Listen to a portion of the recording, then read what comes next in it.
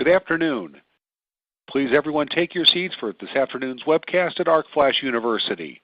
Today's plant engineering webcast at ArcFlashUniversity, the value of NFPA70E to you and your business. I'm your moderator, Bob Vavra, and I'm happy to join you today on behalf of Plant Engineering. I'm pleased to introduce one of the real leaders in electrical safety in the U.S. and a gentleman who's been a great friend to Plant Engineering and to ArcFlashUniversity over the years. Lanny Floyd joined DuPont in 1969. For the past 30 years, his responsibilities have largely focused on electrical safety in construction, operation, and maintenance of DuPont facilities worldwide. He's currently Global Electrical Safety Competency Leader and is responsible for improving management systems, competency renewal work practices, and the application of technologies critical to electrical safety performance in all DuPont operations. Lanny's been active in IEEE for more than 25 years. He's currently Editor-in-Chief of IEEE Industrial Applications Magazine.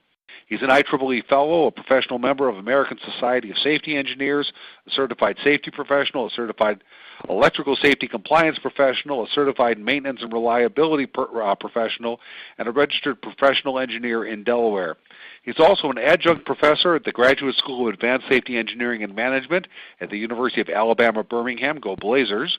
In 2013, he was named a Distinguished Lecturer on Electrical Safety by the IEEE Industrial Applications Society. There's nobody better in our business to be talking about arc flash safety and NFPA70E, our good friend Lanny Floyd. Lanny? Okay, thank you, Bob. The title of our presentation today, the value of NFPA70E to you and your business. Now, NFPA70E was just published in this latest revision, and there's some details. I'm not going to be talking about the details of that revision, but I'm going to be talking about some things that are not in the standard itself to help you bring value to the business. Now, before I get started, I'd like to thank Plant Engineering for hosting this webinar, and to our sponsors, Fluke and AVO, in sponsoring this. Both companies have been leaders in their market space in electrical safety for a long, long time, and it's a real pleasure working with them and presenting this webinar. I also want to thank DuPont, who's been my employer for the past 45 plus years and has enabled me to do the work I've done in helping advance electrical safety. I've had the privilege of working with some very talented people in my company and outside the company with other companies, and in working together and building collaborations to advance the practice of electrical safety. Also, Bob mentioned, I'm associated with the University of Alabama at Birmingham, the School of Engineering, and in particular the Graduate School of Advanced Safety Engineering and Management. And that opportunity has helped provide me an opportunity to share some of the knowledge that I've learned over the years and put it into the educational process there at the University of Alabama at Birmingham.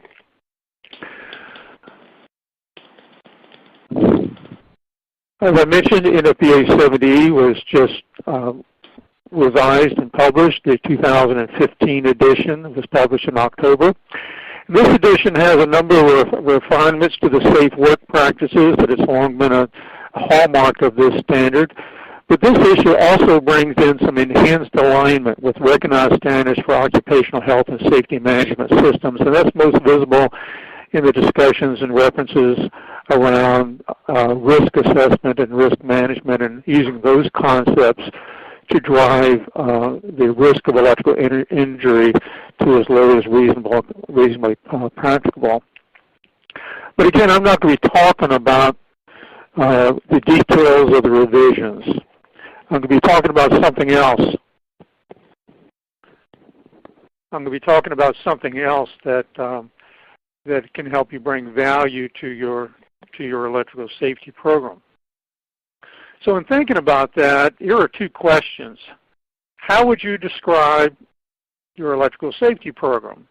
Do you view it as a cost of doing business, or do you view it as an asset that creates value for you and your business? It's important to think about how your electrical safety program is viewed, either by yourself or by your larger organization. If you think about it as a cost of doing business, then the tendency is to try to see how to reduce that cost. What is the minimum we need to do in order to be in compliance? That's compared to a perspective of thinking about it as an asset that creates value. And if you see something that's an asset that creates value, you're constantly looking for how can you get more value out of that. So it's a very subtle way of looking at your electrical safety program, and coming to terms around that is something important. And I would suggest that the best way to think about your electrical safety program is that it's an asset that creates value for you and your business. So I'm going to be talking today about that value and how you can enhance that value for yourself, your coworkers, and your business. Let me say a few words about my own personal experiences and how I got to where I am today and leading up to my work in helping advance electrical safety. I joined DuPont in 1969, and a month later, my supervisor called our group together to let us know that there had been a fatality, an electrocution fatality. So my first experience of an injury at work was around an electrocution fatality. Now, that I didn't understand it at the time, but that kind of set the stage for me to keep my ears open for accidents involving electrical systems. And over the next 10 years or so, I paid attention to accident reports, incident reports, and unfortunately some fatalities that occurred in our company. Then in 1979, I moved to a corporate function in the corporate engineering in DuPont, and I was providing consulting services and maintenance and operation of electric power systems in our facilities. And one day I was working with one of my colleagues, and we had an accident, and he was electrocuted, and I was there with him. And that was a traumatic experience. He was a friend and a coworker. And then a few months later, my father, who was an electrician for DuPont, was injured in an ArcFlash event, and although he recovered from those injuries, he never worked as an electrician again. So in that short period of time in 1982 and 1983, what had been a curiosity for me, electrical injuries, became something very personal. And so I started working with coworkers and colleagues in DuPont, and we started recognizing that there was an opportunity to change our electrical safety culture to drive our electrical safety performance to a plateau that we had never seen before. So we engaged our management and our workers differently than we ever had in changing this electrical safety culture. And this is what we were able to achieve. In the mid-1980s, we were experiencing, on average, one fatality every 33 months from electrocution. That's in our global operations involving both our employees and our contractors. So we began our work in the late 1980s to change that culture, to improve that culture from one that was already very good to something that was better than we'd ever seen before. So since 1993, for over 21 years now, we've gone without having an electrical fatality, and also at the same time we've had a reduction in non-fatal electrical injuries, again in our global operations around the world. As I mentioned, I've had the opportunity to create a partnership with the University of Alabama at Birmingham, and we've been able to influence the educational process in two areas there at that university. We have a graduate program in the Advanced Safety Engineering and Management, and I've been involved in 2 of the 11 courses that are part of that 5-semester graduate degree program. That's the Introduction to Systems Safety and Prevention Through Design and the Electrical Systems Safety course. We're also, I've influenced the development of the continuing education program. These are the professional studies for working professionals, the Introduction to Electrical Safety Management. All of these courses are delivered online to working professionals around the world.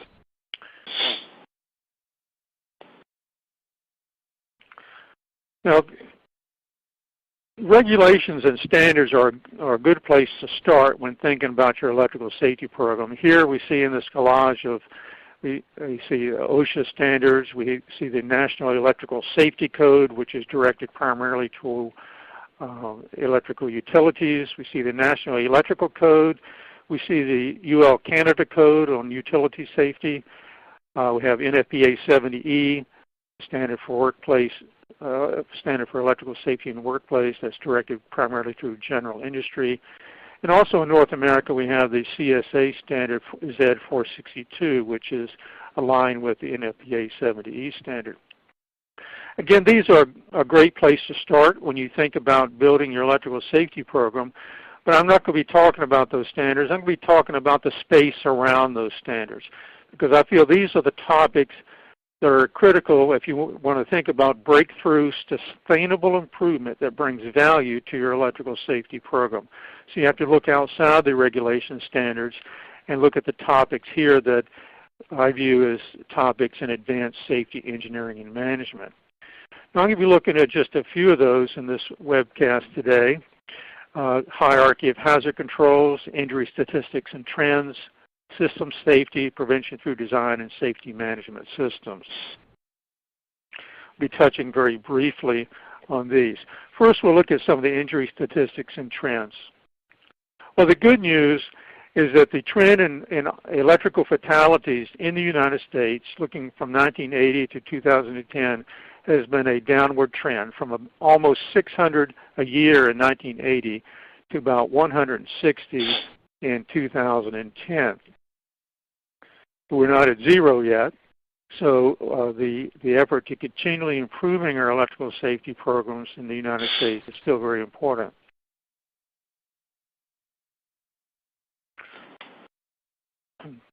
One of the very important facts around electrical injuries in the United States is understanding that they are a very low frequency occurrence as compared to the other injuries that occur in the workplace. This pie chart is looking at the non-fatal lost time injuries that occurred in the United States in the year 2010. About 1/3 of those lost time injuries are attributed to sprains, strains, and tears. About 1/4 are musculoskeletal disorders. About 20% are related to falls on the same level. Now, if you look at the 12 o'clock position on this pie chart, it's a very tiny sliver of red. You can barely see it. It's less than 0.2% of the total lost time non-fatal injuries are attributed to electrical contact, either electric shock or burn. So this shows us that electrical injuries are very, very low frequency as compared to the other injuries in the workplace. However, although they're very low frequency, they have very high potential for fatality. This chart is from a study that looked at the potential of injuries to become fatalities. This is the number at each top of each bar is a ratio, and that's the ratio of lost time injuries to fatal injuries for various hazards in the workplace. The one on the very left is fires and explosions. And what that chart is telling us is that 1 in 12 lost time injuries from fires and explosions is fatal. Right next to that is contact with electricity. 1 in 13 is fatal. And over on the right-hand side, just to give you a comparison, if you look at overexertion in lifting, obviously something that would be very unlikely to cause a fatal injury, the actual statistic is that 1 in 14,033 lost time injuries from overexertion in lifting is fatal. So what this chart shows us is that even though electrical injuries are relatively rare, they have high potential for fatality. Now let's look at some other statistics. This is looking at where fatal injuries occur and the type of work or the type of exposure. This is from the work from Jim Colley and Brett Brenner Jim Colley's retired from the National Institute for Occupational Safety and Health. He's been doing research in electrical injuries for more than 20 years. Brett Brenner is the director of the Electrical Safety Foundation International. And this is from their report, Occupational Electrical Injury Statistics in the U.S., 2003 to 2009. So at the top curve on this chart is the percentage of fatalities attributed to contact with overhead power lines. Again, this is for the period 1992 to 2010.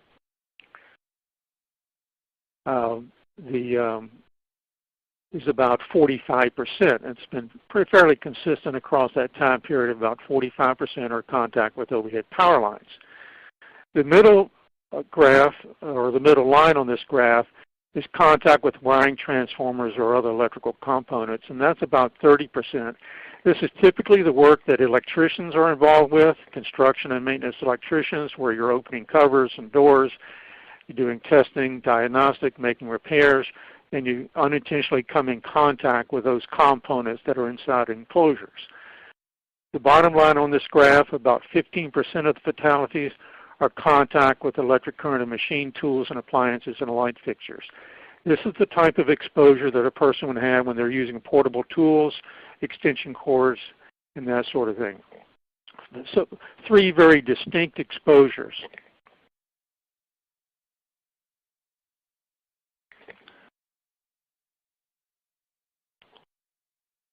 Okay, our next slide looks at non-fatal electrical injuries by various industry segments, looking at the left-hand side from construction, manufacturing, utilities there on the left.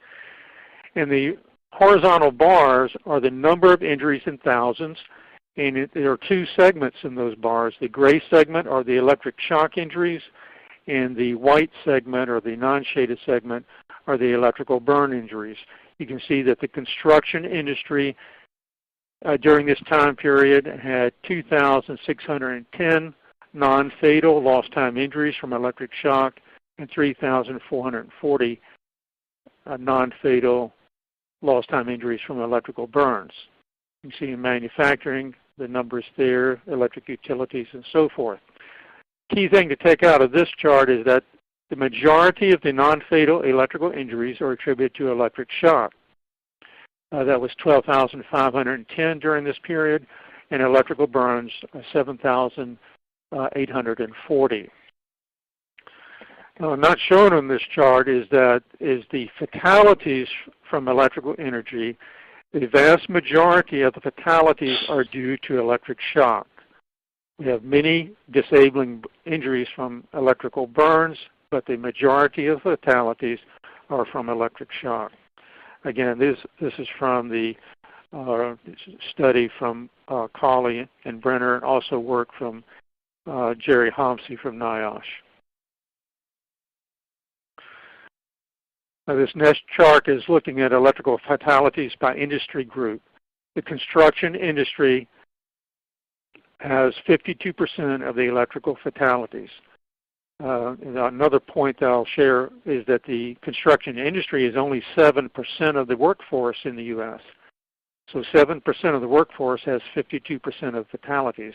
Very high concern and very high potential. In the construction industry, contact with electricity is the 4th leading cause of fatality. You see we also have the professional business services, trade and transportation, utilities, natural resources and mining, manufacturing. So we can see that contact with electricity has a significant component of the electrical fatalities in these industry segments.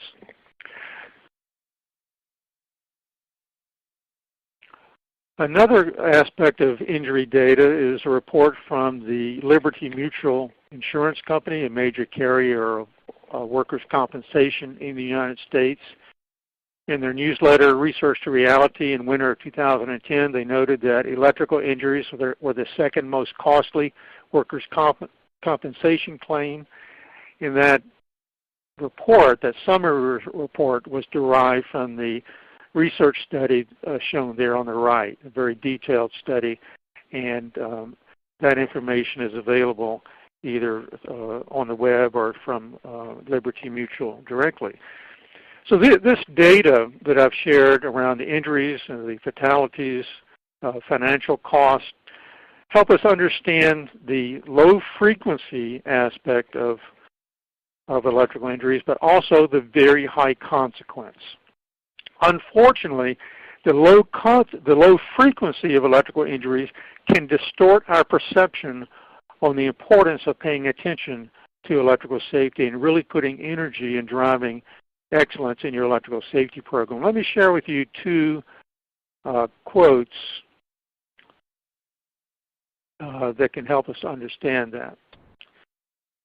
This is a quote from a plant manager, some comments he made during an arc flash injury investigation.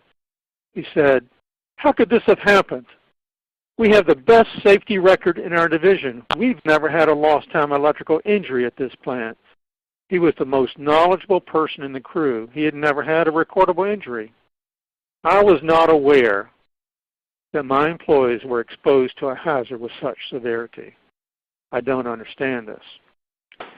So this low frequency helps create this environment where if you've never had a problem in your facility or in your organization or in your plant or in your own personal experience, can create an illusion that you have a good program in place, that you're doing the right things.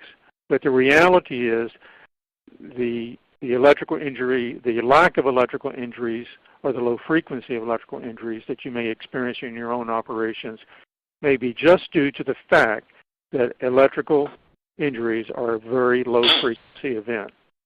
It may not tell you what the quality of your electrical safety program really is. The next quote is from an electrician. This was a statement that he made at the end of an 8-hour hazard awareness seminar.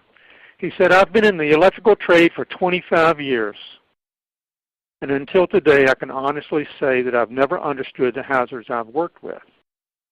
Again, the low frequency nature of electrical injuries had helped create a perception in his mind that he was doing everything he needed to do to safeguard himself from electrical hazards.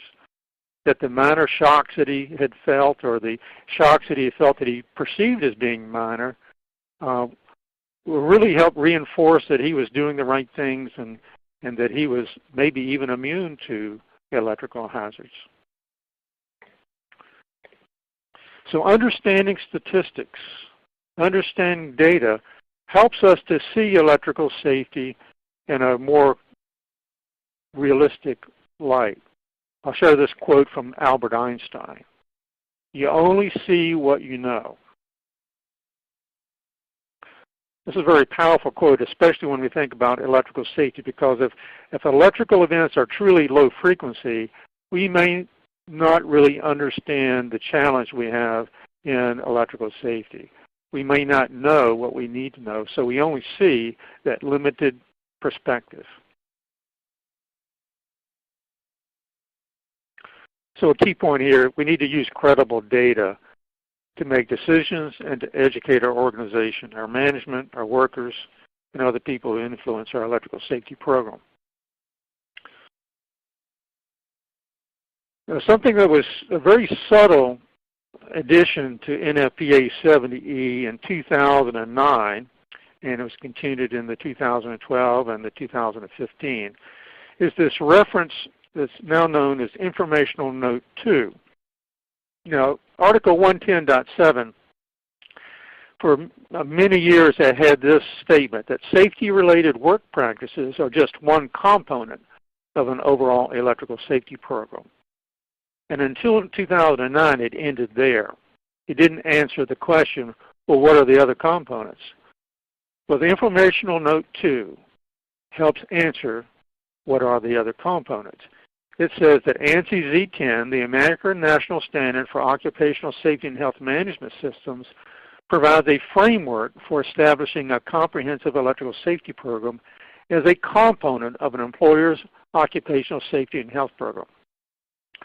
So that statement linked NFPA70E to the most powerful injury and fatality prevention techniques in the history of safety management.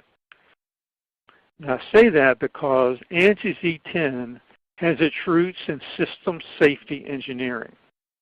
And system safety engineering is a methodology that is used to manage the safety of nuclear power generation in private industry, nuclear weapons in defense, and nuclear submarines and nuclear aircraft carriers in naval operations, where an accident could have unimaginable consequences.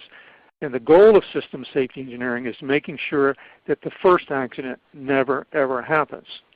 Now, you can't manage electrical safety to the same rigor as you would a nuclear submarine or the management of nuclear weapons, but there are aspects of system safety engineering that are very applicable to managing safety in the workplace, and that's where ANSI Z10 comes into play. And that's why the link to NFPA70E is made to ANSI Z10 is so critical. And understanding what ANSI Z10 and system safety engineering can bring to adding value to your electrical safety program is extremely important. So let's talk about that a little bit. In 1969, the U.S. Department of Defense published their standard there shown on the left, which is the standard for system safety. In 1999, OSAS 18001 was published. In 2005, ANSI Z10 was published and revised in 2010. And in 2006, the CSA standard Z1000, Occupational Health and Safety Management, was published. Now, they're all tied back. They have their roots in system safety engineering, and those concepts were first introduced in 1969 in a standard by the Standard 882 there, the U.S. Military Standard 882. And that standard is available for free on the Internet. You just have to search for it using your web browser. Again, 882. Military Standard 882. Now in 2016, ISO 45001, Occupational Health and Safety Management Systems, is scheduled to be published. Again, it'll be part of this collection of internationally recognized system safety standards, all focused on safety, health, and management. And just to illustrate the power of system safety engineering, system safety began back in the 1940s when in aviation, when airplanes were becoming very sophisticated and very powerful machines. System safety engineering evolved in the 40s, 50s, and 60s. And you can see here, this chart is showing the improvement in aviation safety. This is commercial aviation safety. This is showing the annual fatal accident rates per million departures. And then across the horizontal axis are the years from 1960 to 2012. In 1960, we were experiencing about 30 fatal accidents per million departures, and you can see the steady downward improvement. And the inset there is an expansion of the vertical axis for the years 1994 to 2012. You can see even though it's hard to distinguish on the larger graph, you can see continuous downward improvement there on the inset. And the dotted line is the rest of the world. The solid line is U.S. and Canada operators. So the techniques that enabled aviation to achieve this phenomenal performance are embedded in standards such as ANSI Z10, and we've made that link from NFPA70E to that standard. Understanding that standard and understanding how to apply those concepts can help us bring additional value to our efforts in electrical safety. Now let's look at some of the specific notations in the standard. In Article 90, it has made this has been in previous issues. It said this standard addresses safety of workers whose job responsibilities entail interaction with electrical equipment and systems with potential exposure to energized electrical equipment and circuit parts. Now that pretty much describes the work activity of electricians and linemen. These are workers whose job it is to work in and around electrical equipment and with exposure to energized parts. If we go back and look at the data that we looked at briefly earlier, half of the electrocutions in the United States are to electricians and linemen. The other half are to other workers, people who become exposed to electrical hazards in their work activities, but whose job is not described as having responsibility to work in environments where there are exposed electrical components. And so the 2015 edition adds some additional words. It adds this. It says that concepts in this standard are often adapted to other workers whose exposure to electrical hazards is unintentional or not recognized as part of their job responsibilities. The highest risk for injury from electrical hazards for other workers involved unintentional contact with overhead power lines and electric shock from machines, tools, and appliances. So it's a hazard for all workers, not just electrical workers. From the NIOSH studies, we see that the top occupations having the most electrocution deaths in the United States, at the top, about half, are electricians and linemen. But the other half of these fatalities involve other workers, and the top occupations include construction laborers, managers, truck drivers, agricultural workers, roofers, painters, carpenters, and landscapers and groundskeepers. Now at the bottom, just to give you a reference to one company, and this is the electrical fatalities that we've had in our DuPont global operations from 1968 to actually the present day.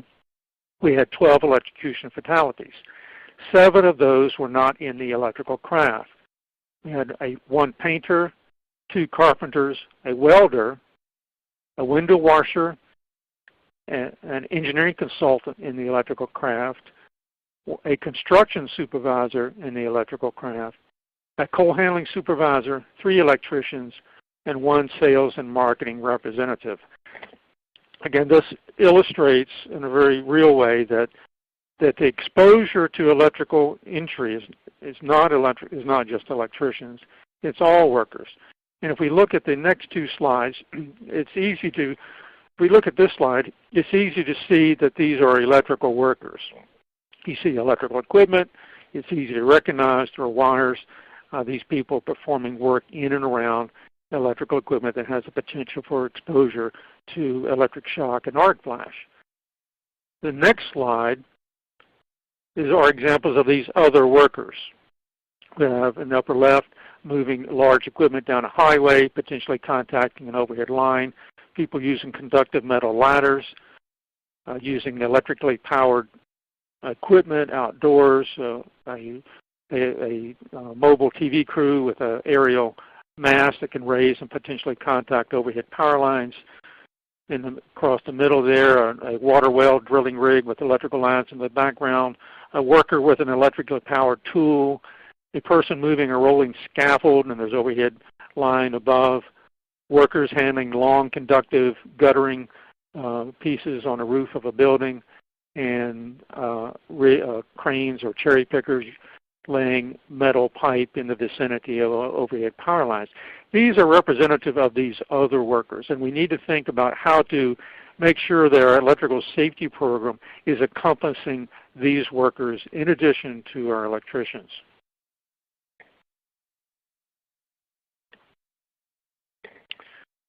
So a key point, it's not just electrical workers. Let's look at one of the components of system safety engineering, and in particular how it's described in ANSI Z10, and this is the hierarchy of hazard control measures. This is a very rigorous concept that is intended to apply a series of control measures in a logical sequence with the objective to reduce exposures to hazards to as low as reasonably practicable.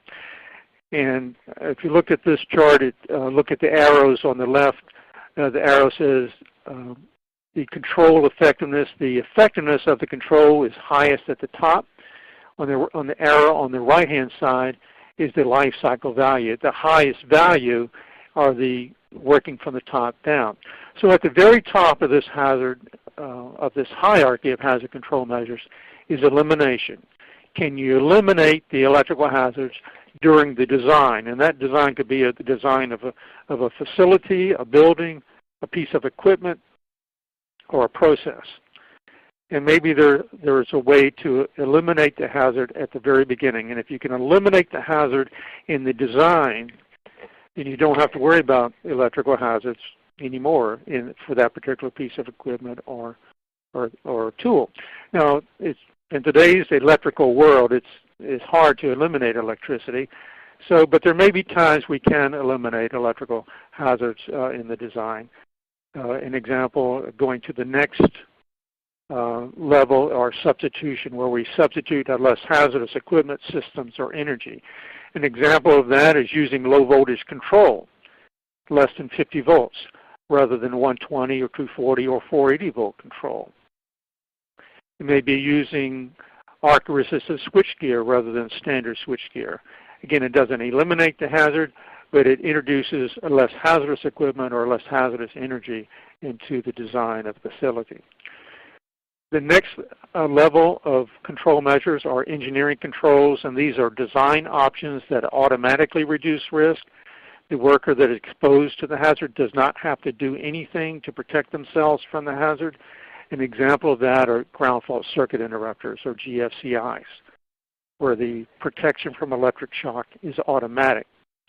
Again, it doesn't eliminate the hazard, but it introduces a technology that automatically reduces the risk to the worker if there's an electric shock situation. The next level of hazard control measures are warnings, and the next three levels of control are detailed in very great detail in NFPA70E. And the first one there is warnings, and they could be either automatic or manual, permanent or temporary, visible or audible. It could be signs or barriers or labels. The next level are administrative controls, and this is the bulk of the guidance in NFPA70E, is around administrative controls, and that includes the planning processes, training requirements, permitting systems, safe work practices, maintenance requirements, communications, and work management systems. And at the very bottom is personal protective equipment. And in this hierarchy, personal protective equipment is viewed as having the lowest life cycle value and having the least control effectiveness. It doesn't mean that it's less important. All of these hazard control measures are important considerations. But again, the most effective way to protect people is the elimination of the hazard, and the least effective, and I'll show you an illustration of that, is personal protective equipment. So why do we think about PPE as being not as effective? Well, in order for PPE to work, it has to be available, it has to be rated specifically for the hazard, whether it's electric shock or electric arc flash. It has to be effective, the person has to know how to use it, and it has to be easy to use. And let's look at a very practical example. For anybody who's been on an airplane, a commercial aviation, just before takeoff, there's an orientation on the safety requirements and hazards and precautionary measures for all of the passengers. And one of those refreshers is the use of the personal flotation device in the event of a water landing. Anybody who's ever flown on a commercial airplane has gone through that training. Now, on January 16, 2009, we had a very spectacular, miraculous landing of a commercial airliner in the Hudson River in New York City. This was a miraculous landing because the pilot and crew exercised extraordinary decision-making and calmness in taking a plane that lost both engines due to a bird strike, and in a very metropolitan area, landed that plane in the safest place they could, and that was on the Hudson River. This was a water landing. Everyone survived. All the passengers and crew survived that water landing. Now remember, everyone had just gone through the refresher training on using the personal flotation device. And you can see the close-up of one of the life rafts, and there are people in that life raft with the PFDs on. But if you look closely at the people standing on the wings, this is January 16th, northeast, Hudson River. The water's just above freezing. The plane is sinking, and we have people standing out there. They've evacuated the plane, and there are not many of those yellow PFDs visible on for those individuals. This is a very stark illustration of some of the limitations of PPE. Just because it's available, just because we've been trained on how to use it, we may not know when to use it at the time we need to use it, and we may be vulnerable. Fortunately, these people were rescued from the aircraft before the plane sunk. So PPE has limitations. That's why the other hazard control measures are very important and very critical in adding value to your electrical safety program. These are the hazard control measures. We're looking at it a little bit differently. Again, from the left, elimination, substitution, and engineering controls. These are design choices we make in the design of a facility or a process or a tool. The control measures on the right in yellow, the warnings, administrative controls, and PPE, are addressed in great detail in NFPA70E. But ANSI Z10 and other safety management system standards provide the framework to enable decisions and actions in all of these hazard control measures. Now, in the 2015 edition of NFPA70E, we started adding some guidance in language, and just beginning to help point people in the direction of design choices. But again, we're still very limited in how 70E addresses those components. Let's look at how the prevention through design or engineering choices has impacted electrical safety in our work environments. We'll look at several examples. Here in this photograph, we have from about 1930. I believe this is from the Chicago World's Fair, at the ceremonial lighting of the Chicago World's Fair in 1930. This was the closing of the main switch for lighting. You can see a small child in the hands of an adult closing the switch. I'd like to point out the open, unguarded components on that switchboard. That was standard design in the 1930s. The photograph directly underneath this is a front view of a live front switchboard from that era. Again, this is not with the doors open and the covers off. This is what the front of the gear looked like. Compare that to the metal enclosed or metal clad designs we have today, where those bare energized parts are fully enclosed. Again, this is an inherently safer design. This is the application of prevention through design in electrical switchgear. We've seen this evolution in the 120 volt power systems we see in our residential, commercial, and industrial facilities. On the left-hand side in that photograph, on the very left, is the 2-wire ungrounded outlet that was standard in the U.S. until the 1962, when the National Electrical Code introduced the requirement of the 3-wire grounded receptacle, the 3-wire system.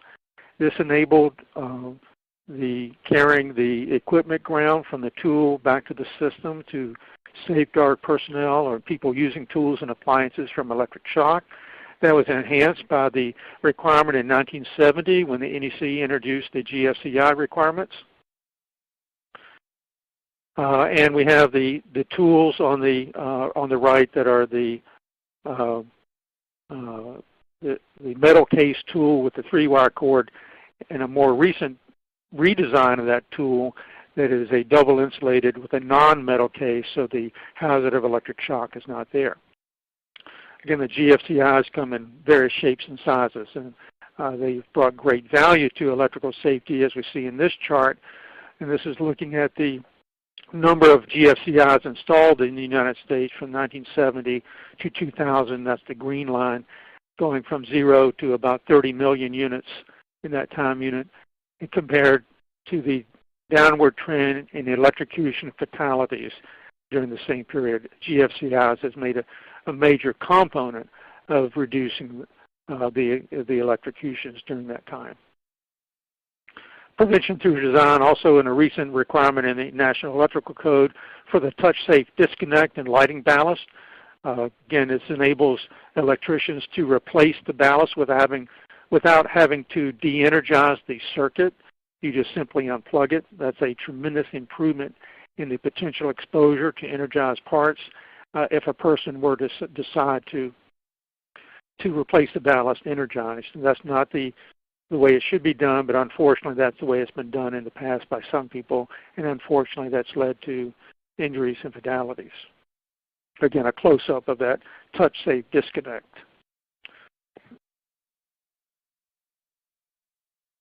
A very simple concept, very low cost, tremendous improvement in the electrical safety environment. Looking at tools. This is a multimeter from the 1960s. This is no longer manufactured. It was only manufactured for a short period of time in the 1960s. Very highly engineered, but very complicated. There were 304 different combinations on this device, and only one was safe for testing 40 volts. If it was not set up properly, if it plugs in the wrong jacks, for example, you could have an arc flash event, a very serious injury, potentially fatal. Today we have much more inherently safer instrumentation, as we see in these two photographs. They're inherently safer designs, they're less vulnerable to human error, and have reduced potential for both electric shock and arc flash injuries. So the key point is safe work practices provide one measure of hazard control, but engineering design solutions have more effective impact. And when we want to think about how to bring more value to an electrical safety program, we need to ask more questions about how can we design our systems, how can we select equipment that has been designed with inherently safer features, how can we select tools that have been designed with more inherently safety features built in. So the potential value of your electrical safety program, I would encourage you to look beyond the safeguarding of workers from electrical injury and look at preventing the incident or mishap.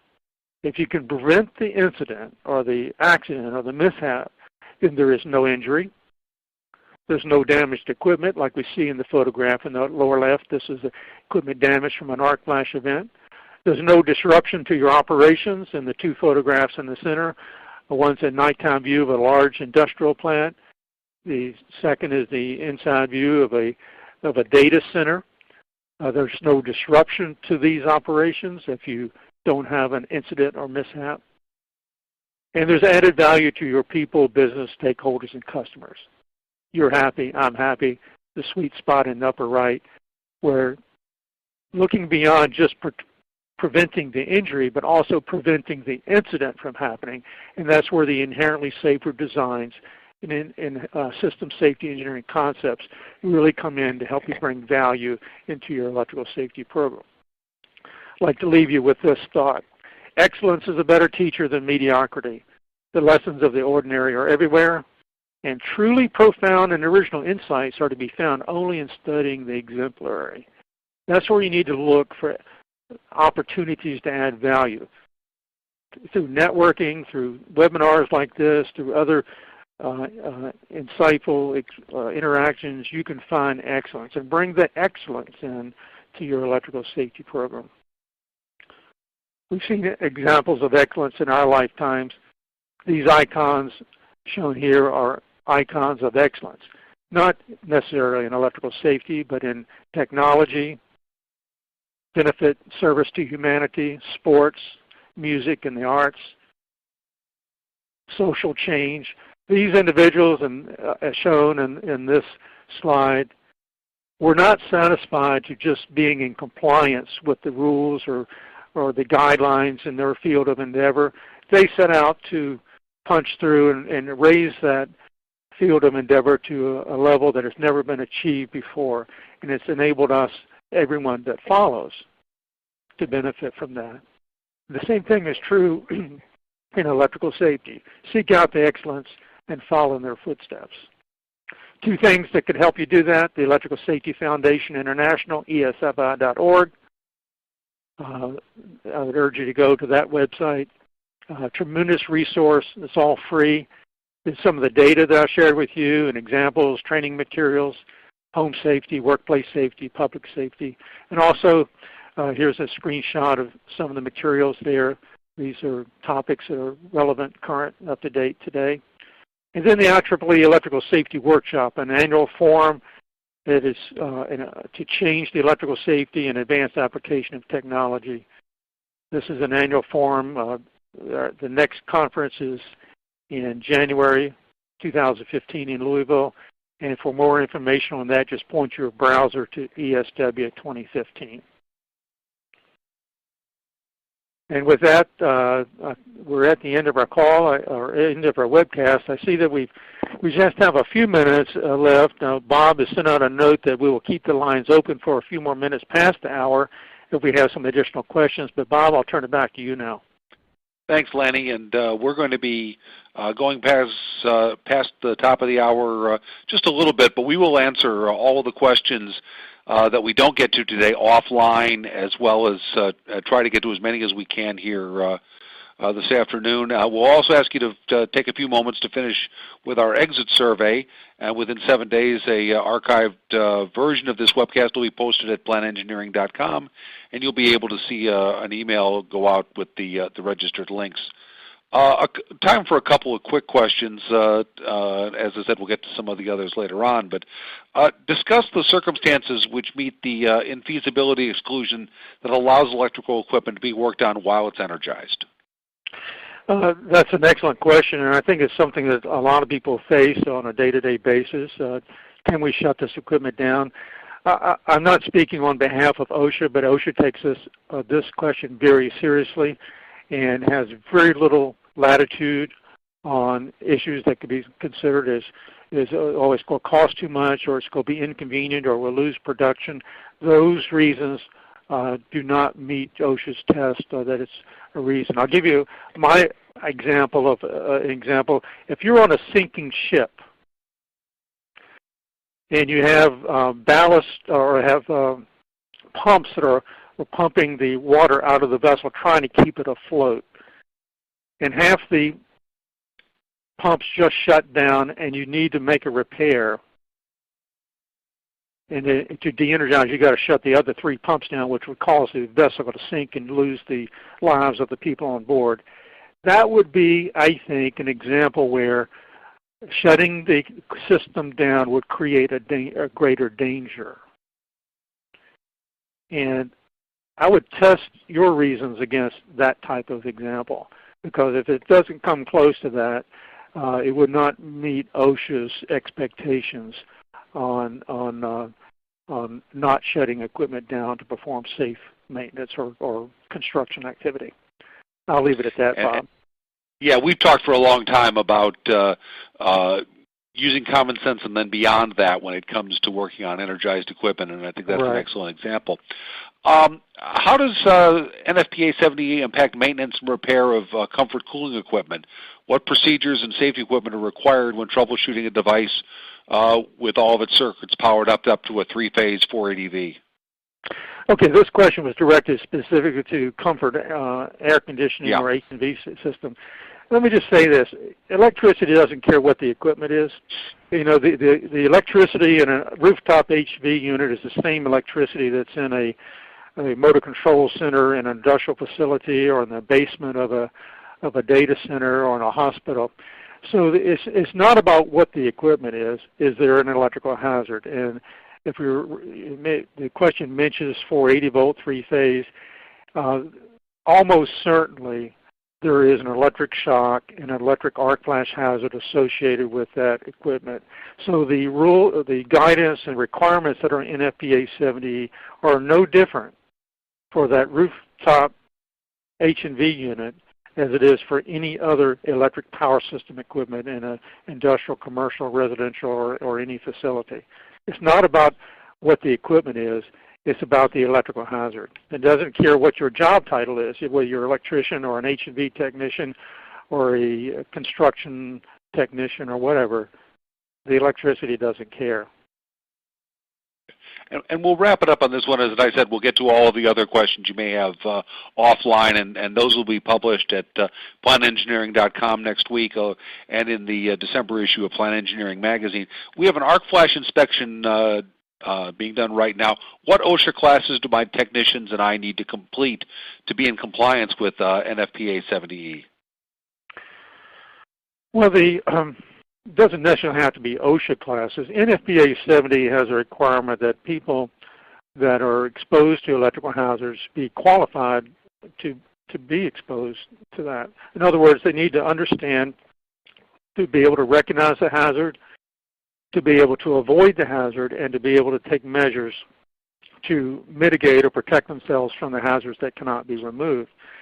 And so the training, one of our sponsors today is an example of an organization that brings solutions in that regard. Both AVO and Fluke have training materials on using, Fluke in particular has materials on using their diagnostic and testing equipment safely in hazardous work environments. Of course, AVO has an extensive catalog of training classes. So I wouldn't characterize them as OSHA classes, but in classes on electrical hazards awareness and electrical safety. I would look to organizations like that for that solution.